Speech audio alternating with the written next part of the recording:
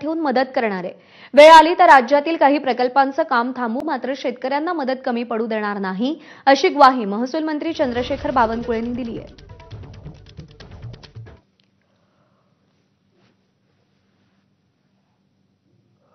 महसूल मंत्री व नागपूरचे पालकमंत्री चंद्रशेखर बावनकुळे आहे त्यांनी आज नागपूर जिल्ह्यात सावनेर भागात पाहणी दौरा केलेला आहे। काय चित्र दिसलं तुम्हाला?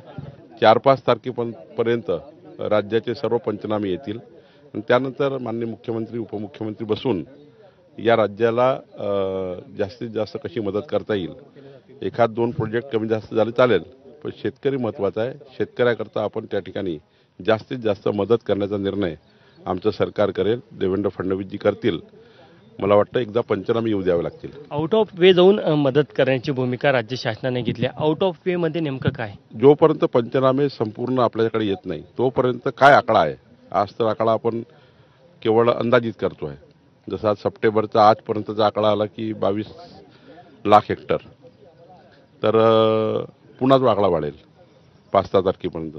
एकंदरीत जमिनीचा शेतीचा आकडा किती, एकंदरीत घरांचा आकडा किती, जनावरांचा आकडा किती, हा संपूर्ण सरकारकडे आल्यावर मग त्यावर कुठल्या कुठल्या फळबागाला काय, भाजीपाल्याला काय, सोयाबीनला काय, कापसाला काय, असा सर्व विचार करून सरकारला निर्णय घ्यावा लागतो।